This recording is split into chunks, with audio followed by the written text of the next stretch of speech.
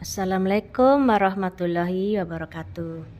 Anak-anak, sekarang kita mau belajar tentang materi peluang, subbabnya, frekuensi harapan dan peluang komplement. Peluang komplement suatu kejadian, di mana Ibu sudah pernah ajarkan atau Ibu sudah kirimkan filenya tentang bahan ajar, tentang apa tadi? Peluang, komplement suatu kejadian, dan frekuensi harapan. Oke, sudah siap belajar matematika? Oke, kita mulai ya. Materi yang akan Ibu ungkapkan atau Ibu presentasikan atau Ibu jelaskan di sini adalah materi peluang tentang frekuensi harapan suatu kejadian, peluang komplement suatu kejadian. Tujuan pembelajaran, siswa diharapkan dapat 1. Menggunakan frekuensi harapan atau frekuensi relatif dalam pemecahan soal dan menafsirkannya.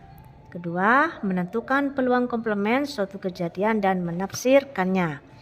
Agendanya yang akan Ibu jelaskan tentang pengertian, kedua percobaan, rumus dan contoh soalnya ya. Terus tujuan pembelajaran yang harus dicapai seperti yang tercantum dalam RPP Ibu yang sudah Ibu kemukakan waktu tempo hari, yaitu mengumpulkan informasi, menalar, mengkomunikasikan melalui kegiatan belajar di dalam kelas peserta didik, yaitu peserta didik dapat menentukan komplement dari suatu kejadian dengan benar. Peserta didik dapat menentukan C3 peluang komplement dari suatu kejadian dengan benar. Peserta didik dapat menentukan frekuensi harapan dari suatu kejadian dengan benar. Peserta didik dapat menyelesaikan masalah yang berkaitan dengan komplement suatu kejadian dengan tepat. Peserta didik dapat menyelesaikan masalah yang berkaitan dengan peluang komplement suatu kejadian dengan tepat. Peserta didik dapat menyelesaikan masalah yang berkaitan dengan frekuensi harapan suatu kejadian dengan tepat. Oke, nah sekarang kita belajar dulu masalah materi peluang tentang frekuensi harapan suatu kejadian. Nah, apa artinya frekuensi harapan? Jadi frekuensi harapan adalah banyak kejadian atau peristiwa yang diharapkan dapat terjadi pada sebuah percobaan. Misalkan sebuah percobaan dilakukan sebanyak N kali dan PE. PE itu sama dengan peluang kejadian seperti biasa yang Ibu ajarkan itu PA. PA itu sama dengan PE. Di mana PA atau PE adalah NA per NS. NA adalah kejadian dan NS adalah banyaknya kejadian. Jadi rumusnya frekuensi harapan kejadian E ditentukan dengan rumus atau aturan frekuensi harapan sama dengan N dikali PE. Contoh soal frekuensi harapan suatu kejadian. Bibit ikan lele yang ditebarkan pada sebuah kolam mempunyai peluang hidup 0,92. Jika ke dalam kolam itu ditebar bibit ikan lele sebanyak 7.000 ekor. Berapa banyak ikan lele yang diharapkan hidup? Nah, kita harus mencari rumusnya. Di mana rumus frekuensi harapan adalah N dikali PE.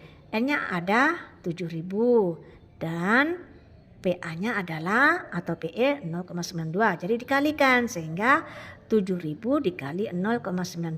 Nah, kalian kan bisa menggalikan ya. Nah, sekarang contoh yang kedua, frekuensi harapan suatu kejadian. Contohnya, bila sebuah dadu dilemparkan sebanyak 600 kali, berapakah frekuensi harapan muncul mata dadu 3 ya? Di mana komponen dadu itu kan ada 6, 1, 2, 3, 4, 5, 6, berarti NS-nya adalah 6 dan mata dadu 3 kan cuma 1, jadi NE-nya atau NA-nya adalah 1 sehingga PE adalah NA per NS jadi 1 per 6 sehingga rumusnya adalah N kali PE, jadi 1/6 dikali 600. Jadi hasilnya ada berapa? Kalian sudah bisa ya, kita bisa menghitungnya. Sekarang kita komplement. Komplement adalah selisih antara nilai peluang suatu kejadian dengan nilai seluruh kejadian atau kepastian. Dengan ditambah komplement, maka peluang suatu kejadian akan menjadi sebuah kepastian. Suatu kejadian dan komplement selalu berjumlah 1, artinya suatu kejadian bisa terjadi atau tidak akan terjadi. Dicirikan dengan kalimat kata bukan atau tidak. Oke, penjelasannya ya. Kita lihat di sini. di dalam kotak 1 ini A merupakan ini. Di sini yang A ini merupakan ruang A. Yang ini yang S, ruang S di mana ruang sampelnya 1, 2, 3, 4, 5, 6. Di dalam A adalah 3, 6. Jadi di luar A itu ada 1, 2, 4, dan 5. Peluang komplement. Coba lihat kejadian A dan kejadian A komplement. Dan daerah yang kuning daerah ruang sampel S. Daerah kejadian A, daerah kejadian A komplement. Jadi daerah kejadian A ditambah daerah kejadian komplement dengan daerah ruang sampel S. Nah, kita lihat contohnya. NA berarti NA per NS. Terus NA komplement N komplement per S. Jadi NS per NS hasilnya adalah 1. Jadi peluang kejadian A atau PA sama dengan 1 dikurangi PA komplement. Jadi PA komplement sama dengan 1 dikurangi PA. Apa itu PA? Peluang kejadian, yaitu NA per NS. Jadi PA ditambah PA komplement sama dengan 1. Kita lihat contohnya. Sebuah kantong bersisi 4 bola merah dan 6 bola putih. Dari kantong itu diambil 2 bola secara acak. Hitunglah peluang yang terambil yang kedua-duanya bukan bola merah. Nah, ini ada kata bukan berarti menandakan rumus komplement. Misalkan A adalah kejadian terambilnya 2 bola merah. Maka kita menggunakan rumus kombinasi, di mana rumus kombinasi adalah N faktorial per dalam kurung N dikurangi R faktorial dikali R faktorial. Nah, di mana kita yang NA-nya adalah C4 dengan 2. Terus yang NS-nya kan jumlah tadi, jumlah kelerengnya 10, jadi NS 10. Jadi 10 C2 karena yang diambil 2, sehingga jadilah rumus seperti ini. Jadi PA komplement adalah 1 dikurangi 2 per 15. Dari mana tadi 25 per 15? Dari asal PA, yaitu C4 dengan 2 dikurangi C10 dengan 2. Jadi hasilnya kalian bisa menghitung ya. Ya, oke. Kita lanjut lagi ya. Misalkan peluang kejadian Budi tidak lulus dalam sebuah tes adalah 2/7. Peluang Budi dalam tes tersebut adalah pembahasan. A. Kejadian Budi lulus dalam sebuah tes. A. Komplement kejadian Budi tidak lulus tes. Di mana rumusnya adalah A komplementnya tidak lulus tadi. Berarti 2/7. Kita mencari PA. PA berarti PA komplement.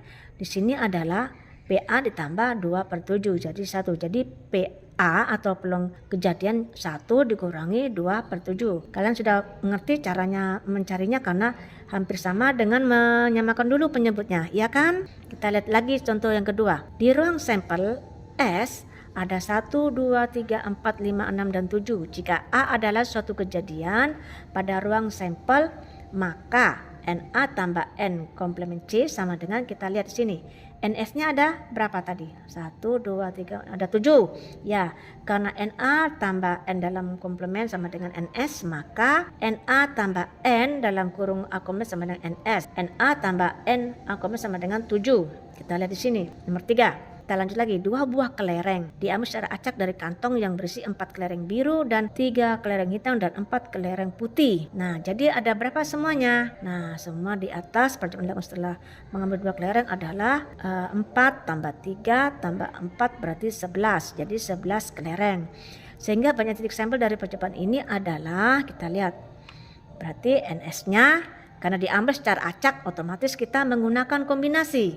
Kombinasi yang Ibu kita utarakan tadi yaitu N faktorial per N dikurangi R dalam kurung faktorial dikali R faktorial. Sehingga hasilnya adalah, nah sekarang misalkan A menyatakan kejadian terambilnya bukan keduanya kelereng hitam. Sehingga A komplement menyatakan kejadian terambilnya keduanya kelereng hitam dari 3 kelereng. Yang warna hitam tadi adalah 3, ya kan? Yang diambil 2, jadi ada 3 ya. Terus sehingga PA komplement N A komplement dengan 3. NS-nya tadi kan ada 55 dari 11 C2 ya. Sehingga PA sama dengan, nah ada berapa? Oke. Nah, sudah mengerti anak-anak? Oke, sekian dan terima kasih. Semoga bermanfaat bagi anak-anak kalian semuanya, dan kita harus tetap belajar dan tidak boleh malas-malas.